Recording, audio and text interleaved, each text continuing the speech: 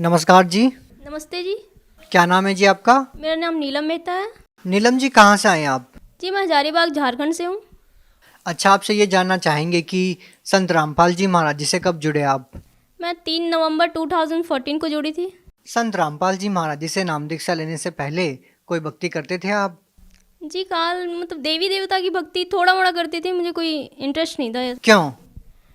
मुझे पता नहीं है, मुझे ये सब चीज़ में मन ही नहीं लगता था कि ये कोई रियल है। मुझे मतलब पता ही नहीं था कि कोई परमात्मा भी होता है। बस दिल में था कि हमको परमात्मा चाहिए, मतलब चाहिए कि वहाँ मुझे दिल में आता था कि जन्मते हैं मरते हैं, जन्मते हैं मरते हैं, क्यों, कब समाप्त होगा ये। तो फिर संत रामपाल जी महाराज जी से क्यों जुड़े?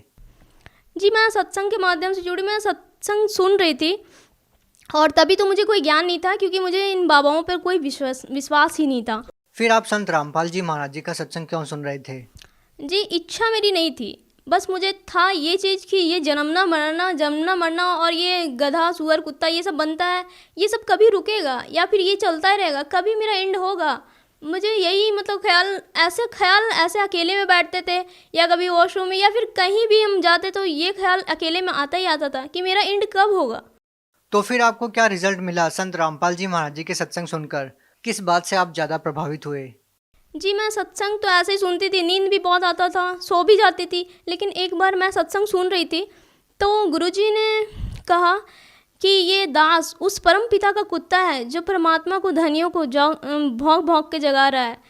जो कुत्ते के भौंकने से नहीं जागते वो बाद में बहुत पछताते हैं। तो ये इतनी अधीनता आज तक मैं किसी में दिखी ही नहीं, ना कोई संत ना कोई गुरु या किसी में दिखी ही नहीं। आज तक इतना अधीन कोई हुआ ही नहीं। तो ये चीज़ मुझे इतनी अट्रैक्ट कर गई कि नाम लेंगे तो इन्हीं से लेंगे, नहीं तो फिर भक्ति नहीं करेंगे। इसलिए मैं इन्हीं से दीक्षा ली। फिर मैं बोली पापा को कि हमको चलना है। मेरी एज तभी 14 या 13 रही होगी। तो पापा बोले इतना जल्दी तुम नाम दीक्षा लेगी, ऐसा नहीं होता है, तुम पहले समझ लो। क्योंकि शायद उनको लगा होगा कि बहुत बच्ची है, मेरी मदर की डेथ हो चुकी थी, तो उनको लगा कि ये हड़बड़ा गई है, ऐसे ही ये मतलब देख के और लेना चाह रही है। लेकिन नहीं, हम बहुत रोते थे कि ऐसा भी कोई है जो इतना अधीन से कोई बोल रहा है कि उस परम पिता का कुत्ता है, बोल रहा है कि हम लोग धनी हैं और वो अपने आप को कुत्ता बता रहे हैं। तो ये चीज़ मुझे बहुत अट्रैक्ट की। अच्छा, आप ये बताइए कि जो भक्ति साधना चलती आ रही है समाज में और जो संत रामपाल जी महाराज जी भक्ति साधना बता रहे हैं वो किस तरह से अलग है? जी, जो भक्ति साधना समाज में चल रही है उसका कोई आधार ही नहीं है। बस जो पूर्वज से चलता आ रहा है वो चलता आ रहा है। आज हम किन्हीं से पूछते हैं कि ये पूजा कहाँ से स्टार्ट हुआ, इसका क्या निष्कर्ष है, ये क्यों करते हैं, उसके पास कोई आधार नहीं। एक ऐसे ब्राह्मण चलता फिरता जैसे कोई मांगने वाला था, वो जोगी धर के ऐसे कपड़ा, तो उन लोग आए थे। तो जब हम लोग बताएं कि आप लोग क्यों ऐसे मांगते हो, जब आप लोग के पास कोई प्रमाण नहीं, आप संत रामपाल जी महाराज को जानते हो, फिर उन्होंने कहा कि क्यों मेरे पेट पे लात मार रहे हो। तो ये बात बिल्कुल समझ में आ जाता है कि उन लोग का काम है मांगना और खाना। उन लोगों के पास कोई ज्ञान नहीं है, ना कोई शास्त्र का ज्ञान, ना कोई आध्यात्मिक ज्ञान। नहीं, आप ये बताइए ना, इतने सालों से कोई भक्ति साधना चली आ रही है और अब संत रामपाल जी महाराज जी कह रहे हैं कि जो भक्ति साधना आप कर रहे हैं वो शास्त्रों के विरुद्ध है और जो हम भक्ति बता रहे हैं वो शास्त्रों के अनुसार है। जी, पहले मानव अशिक्षित थे, शिक्षा अब मिली है। पहले अशिक्षित थे और जो गुरु हैं वो जो धर्म गुरु थे, पहले जो भी ब्राह्मण थे, उनके पास जो ज्ञान था वो शास्त्रों के अनुसार नहीं था। भले वो शास्त्र पढ़ते थे लेकिन बोलते हैं ना गुरु बिन ज्ञान नहीं होता, तो वैसे ही उनके पास वो यथार्थ ज्ञान नहीं था। वो ज्ञान नहीं था जिससे मोक्ष प्राप्ति हो सके। ज्ञान था लेकिन उसका कोई मतलब निष्कर्ष नहीं था। ऐसे हम शिव की भी कर रहे हैं, ऐसे हम ब्रह्मा की, विष्णु की और ऐसे दुर्गा की भी कर रहे हैं, लेकिन मोक्ष नाम की कोई चीज़ थी ऐसा हमको पता ही नहीं था। बस समझ में आता था ना कि मोक्ष बहुत कठिन है, जो हमें जंगल में जाकर मिलेगा, जंगल में जाकर तपस्या करना, इतना कौन हार्ड काम करेगा। आज हमें पढ़ना है, खाना है, इतना सारा काम है, कोई जंगल में जाकर करेगा, ये बहुत कठिन काम था। ये मतलब दिमाग से निकाल दिया था कि ये सब भी कोई चीज़ होती है। तो फिर जब हम ज्ञान सुने अपने गुरुजी का, संत रामपाल जी महाराज का, तब पता चला कि ज्ञान होता वास्तव में क्या है। फिर भी जैसे कोई श्रद्धालु होता है वो किसी संत से जुड़ता है तो वो चाहता है कि वो जो भक्ति कर रहा है उससे उसको लाभ मिले, तो हम आपसे ये जानना चाहेंगे कि संत रामपाल जी महाराज जी से नाम दीक्षा लेने के बाद, उनके द्वारा दी गई भक्ति को करने के बाद क्या आपको कोई लाभ मिला, जिससे आप ये कह सकें कि वास्तव में इस भक्ति से आपके जीवन में कोई सुधार आया है? जी, लाभ मुझे ये मिला कि मुझे बचपन से ही एक प्रॉब्लम बचपन से ही थी। वो प्रॉब्लम थी साइनस की।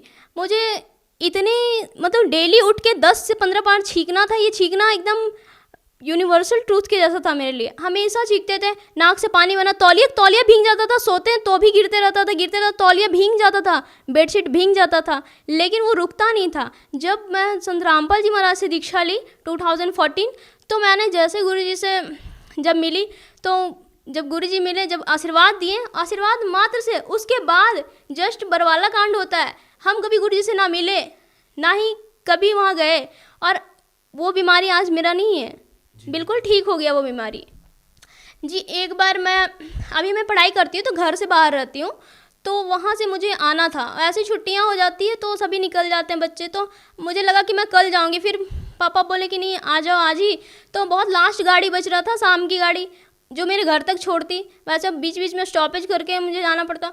तो मैं सोची कि ये लास्ट गाड़ी चल रहा है, मैं इतना तैयार होकर इतना बजे निकल जाऊँगी।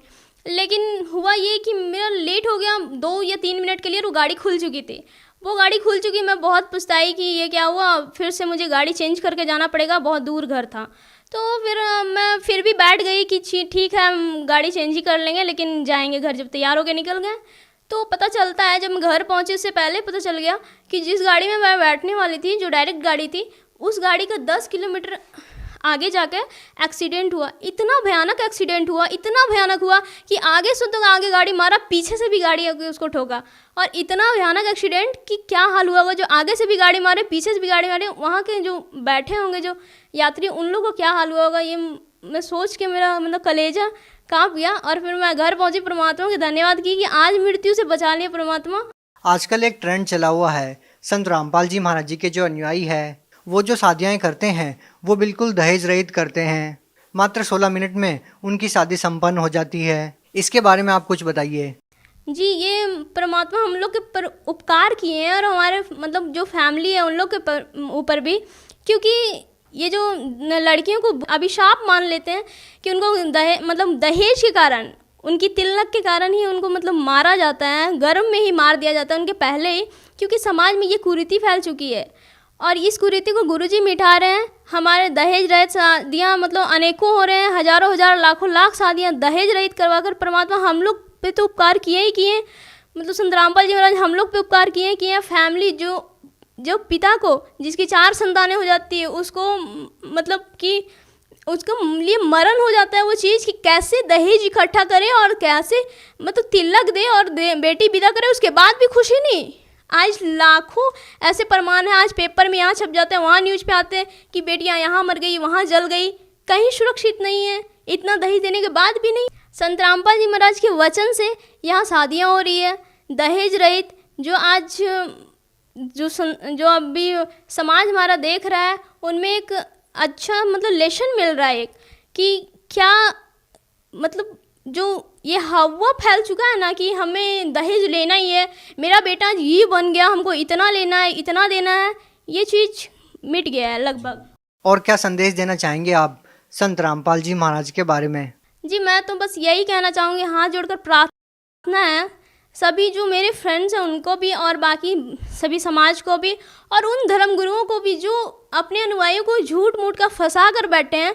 कभी उनको भी पता है कि क्या सच्चाई है, लेकिन अहंकारवश, अभिमानवश नहीं आना चाहते हैं। लेकिन कब तक, जब समाज शिक्षित, आप कब तक छुपा के बैठोगे?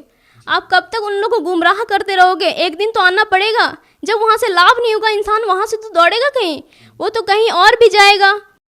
अच्छा, एक बात बताइए, जिनको आप नकली धर्मगुरु कह रहे हैं, उन संतों का ये तर्क है कि संत रामपाल जी महाराज जी शिक्षित नहीं हैं, उनको शास्त्रों का क्या ज्ञान हो सकता है? आप एक पढ़े लिखे स्टूडेंट हैं, तो आपसे ये जानना चाहेंगे कि जो संत रामपाल जी महाराज जी आप लोगों को पढ़ा रहे हैं, आप क्रॉस चेक भी करते होंगे, संत रामपाल जी महाराज जी सही हैं या अन्य जो धर्मगुरु हैं वो अपनी जगह सही तर्क दे रहे हैं? सही और गलत का तो यही मतलब हम कह सकते हैं निष्कर्ष तो यहीं से निकलता है कि जो ग्रंथों की और मतलब जो ग्रंथ से खोल खोल कर बताए, जो उससे निष्कर्ष निकाले, और जो अपना लौकिक ज्ञान जो लोक वेद है उससे देकर ये सोचते हैं कि हम ज्ञानी हैं। कोई डिग्री प्राप्त करने से ज्ञान नहीं होता, नॉलेज होना चाहिए। फिर आप सोच रहे हो हम गुरु पद लेते आ रहे हैं, ठीक है, आप उत्तराधिकारी बनते आ रहे हो, लेकिन ज्ञान रहे तब तो।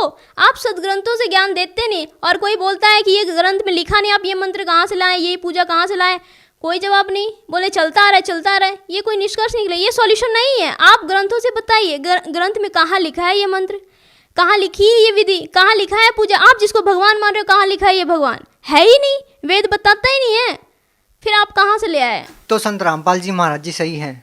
जी बिल्कुल सही है, वो ग्रंथों के अनुसार भक्ति दे रहे हैं। ऐसा नहीं है कि सिर्फ वो बता दिए और हम मान लिए कि ग्रंथों के अनुसार ही भक्ति है। जैसे मैथ्स में प्रूव होता है, लेट्स करके कंसीडर करते हैं और LHS RHS प्रूव कर देते हैं, ठीक यहाँ भी है। ऐसा नहीं कि गुरुजी बता दिए, जब वो LHS बता रहे हैं तो हम भी प्रूफ कर रहे हैं कि ये RHS ये निकल रहा है, तभी तो जाकर प्रूफ हो गया कि जो गुरुजी बता रहे हैं वो सही है।